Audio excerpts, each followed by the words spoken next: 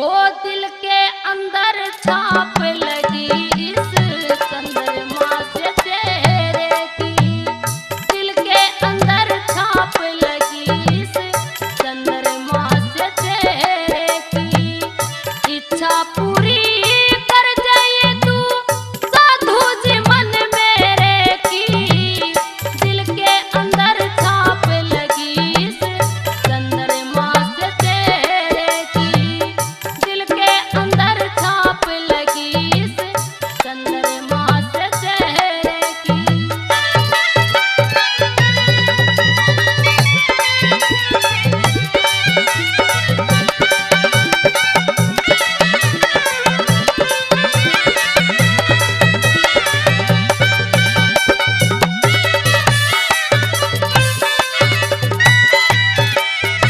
ओ मस्त जवानी, ओ मस्त जवानी जोबन का आज तू रखवाला हो जाइए। हाजिर कर दिया गात मन मत पेट का काला हो जाइए। सुनी ताली पड़ी हुई तू इसका ताला हो जाइए। चरणों के में पड़ी हुई मेरा घर वाला हो जाइए।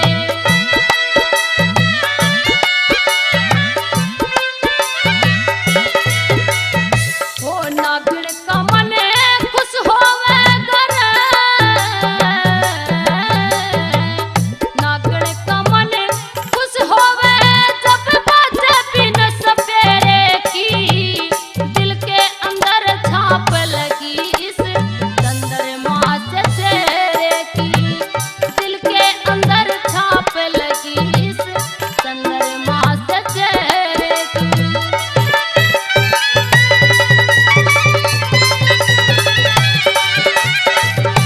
क्या बात है भाई,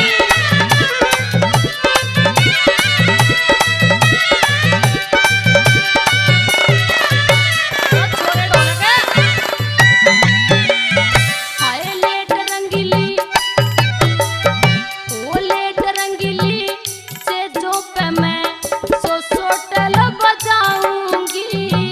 स्वर्ग का आनंद आ जाएगा जब हंस के पैर दबाऊंगी। भूखा प्यासा मरता डोले तन बड़े बड़े माले खवाऊंगी। हंस के हमी भर साधु में फूली नहीं समाऊंगी।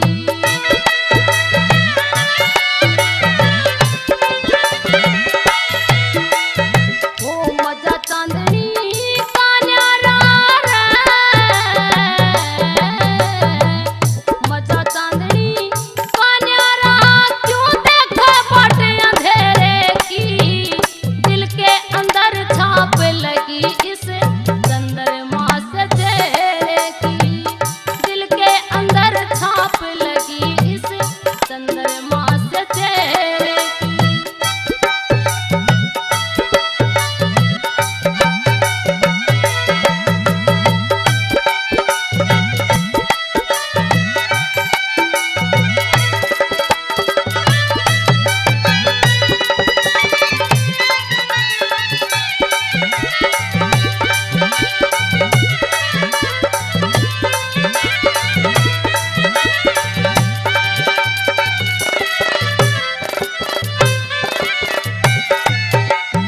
वो झोड़ी तारे, वो झोड़ी तारे अलग रख दे मैं मेट्रो संत दवाई ने, सारे होश उड़ा दूंगी मैं तेरे कसुरमा स्याही ने।